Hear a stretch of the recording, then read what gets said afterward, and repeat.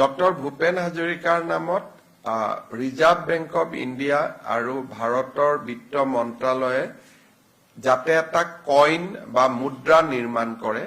সেই তাৰ বাবে আমি ইতিমধ্যে টেক আপ কৰিছো।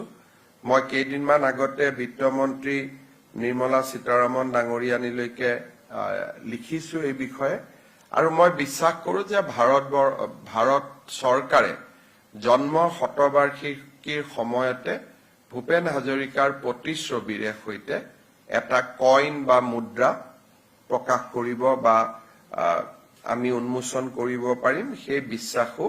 মই ৰাখিছো। জন্ম শতবাৰ্ষিকী সম্পৰ্কত আমি বিভিন্ন ব্যৱস্থা হাতত লম,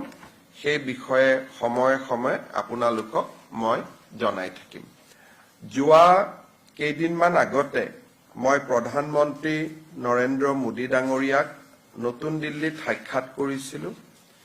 আৰু এই সাক্ষাতৰ যিটো মূল লক্ষ্য সেই মূল লক্ষ্যটো আছিল যে আমি ভূপেন হাজৰিকা ডাঙৰীয়াৰ ভাৰতৰত্ন ভূপেন হাজৰিকা ডাঙৰীয়াৰ জন্ম শতবাৰ্ষিকী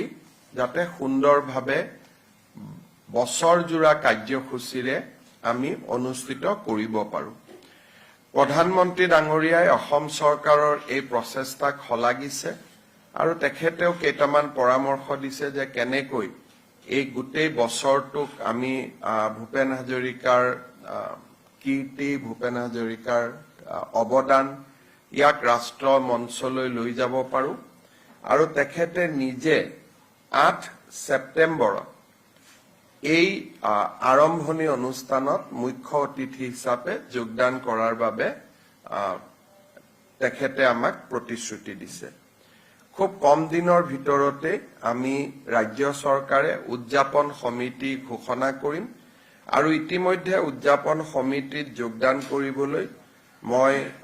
উত্তৰ পূৰ্বৰ মুখ্যমন্ত্ৰীসকলকো আহ্বান জনাইছো আৰু মই ভাবো যে আমি যথেষ্ট গৰিমা আৰু গাম্ভীৰ্যতাৰে সৈতে বছৰজোৰা এই কাৰ্যসূচী ৰূপায়ণ কৰিব পাৰিম।